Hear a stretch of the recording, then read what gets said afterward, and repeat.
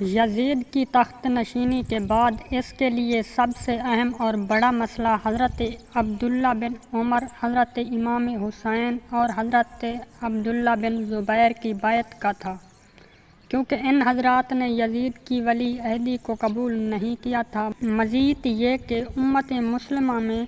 یہ ایسی شخصیتیں تھیں جن سے یزید کو اندیشہ تھا کہ کہیں ان میں سے کوئی خود خلافت کا دعویٰ نہ کر دے۔ چنانچہ یزید کے لیے اپنی حکومت کی بقا اور مضبوطی کے لیے ضروری تھا کہ وہ ان حضرات سے بیعت لے۔ اس لیے تخت نشین ہوتے ہی یزید نے مدینہ کے گورنر ولید بن عقبہ کو حضرت امیر معاویہ کی وفات کی خبر بھیجی اور ساتھ ہی یہ حکم نامہ بھی بھیجا کہ حضرت امام حسین، حضرت عبداللہ بن عمر اور حضرت عبداللہ بن زبیر سے میرے حق میں بیعت لو۔ جب تک وہ میری بیعت نہ کریں انہیں ہرگز مت چھوڑو۔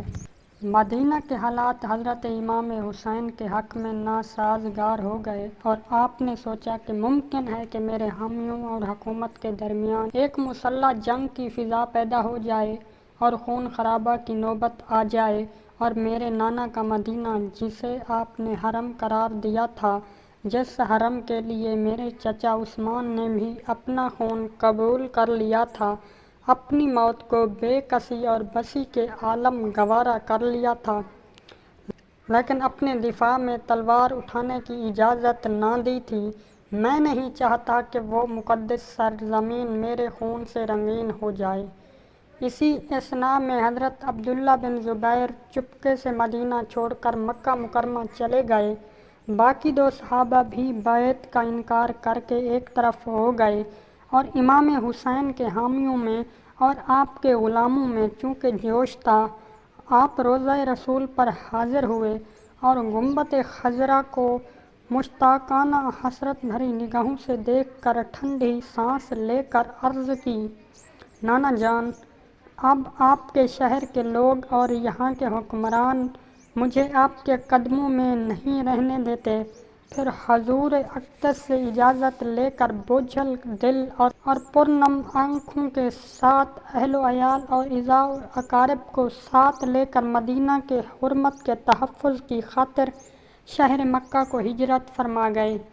اور وہاں پہنچے تو عبداللہ بن زبیر بھی اپنے کئی حامیوں کو تیار کر چکے تھے۔ یزید کو جب عبداللہ بن زبیر کے مکہ پہنچنے کی خبر ہوئی تو اس نے اپنا لشکر بھیجا اور سپہ سالار کو حکم دیا کہ مکہ کا محاصرہ کر لیا جائے۔ عبداللہ بن زبیر کو فتح ہوئی، لیکن امام حسین اس معرکہ میں حرم کعبہ کے پیش نظر پھر بھی شریک نہ ہوئے، الگ تھلگ رہے۔ کوفہ شہر کے شیعان علی اور کوفہ اور بصرہ کے باسیوں کو یہ اطلاع ہو چکی تھی کہ امام حسین نے یزید کی بیعت سے انکار کر دیا ہے، اور یہ بھی معلوم تھا کہ عبداللہ بن زبیر، عبد الرحمن بن ابی بکر، عبداللہ بن عمر نے بھی انکار کر دیا ہے۔ انہیں یہ اطلاع بھی ہو چکی تھی کہ مکہ کا پہلا معرکہ عبداللہ بن زبیر نے سر کر لیا ہے اور یزیدی لشکر کو ناکامی کا منہ دیکھنا پڑا ہے۔ اس پر شیعان علی کے کوفہ اور بصرہ میں حوصلے بلند ہو گئے۔ انہوں نے فوراً ایک شخص کو جو کہ شیعان علی کا سردار تھا، اس سے اپنا لیڈر تسلیم کر لیا اور اس کے گھر ایک میٹنگ طلب کی۔ انہوں نے اجلاس میں فیصلہ کیا کہ حالات سازگار ہیں، معاویہ کا انتقال ہو چکا ہے، یزید تخت نشین ہوا ہے، بڑے بڑے جلیل القدر لوگوں نے اس کی بیعت سے انکار کر دیا ہے، لوہا گرم ہے، اس موقع سے فائدہ اٹھایا جائے، سیدنا امام حسین کو کوفہ آنے کی دعوت دی جائے اور ہم ان کے ہاتھ پر بیعت کر لیں اور اس طرح یزید جیسے فاسق و فاجر اور شکی اور بدبخت انسان کی حکومت کا پیشہ اپنے گلے سے اتار پھینکیں۔ مسلمان اور بعض دیگر شیعہ لیڈروں نے یہ بھی کہا کہ دیکھ لو کہیں ایسا نہ ہو ہم لوگ امام حسین ان سے بے وفائی کر بیٹھیں، اگر ثابت قدمی اور استقامت کے ساتھ ان کا ساتھ دے سکتے ہو تو پھر اس امر کی دعوت دے دو، اگر تمہیں اندیشہ ہو کہ جابر حکومت کے سامنے نہیں ٹھہر سکو گے اور ان سے جفا کرنے پر مجبور ہو جاؤ گے تو انہیں تکلیف نہ دو،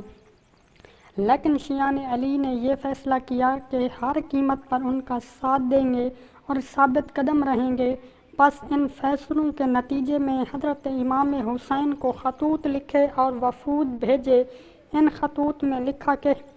اے ابن علی، ہم آپ کے اور آپ کے والد گرامی کے شیعہ میں معاویہ کا انتقال ہو چکا ہے اور یزید تخت نشین ہوا ہے۔ ہم کوفہ اور بصرہ کے سارے لوگ آپ کی حمایت میں فاسق و فجور اور ظالم و ارتداد کے خلاف آواز اٹھانے کے لیے تیار ہیں۔ آپ تشریف لائیے، ہم آپ کے دست اقدس پر بیعت کر کے اور آپ کی خلافت کا اقرار اور اعلان کرنے پر آمادہ ہیں۔ ہم آپ کو امر بالمعروف کی دعوت دیتے ہیں۔ اگر آپ اس دعوت کے باوجود نہ آئے تو ہم قیامت کے روز آپ کے گربان تک اپنا ہاتھ لے جائیں گے اور اللہ کی بارگاہ میں جواب طلبی کریں گے کہ ہم نے ظلم کے خلاف آواز بلند کی اور آپ کو امر بالمعروف اور نہی عن المنکر کی دعوت دی تھی، لیکن آپ نے ہماری دعوت پر کوئی اقدام نہیں کیا تھا۔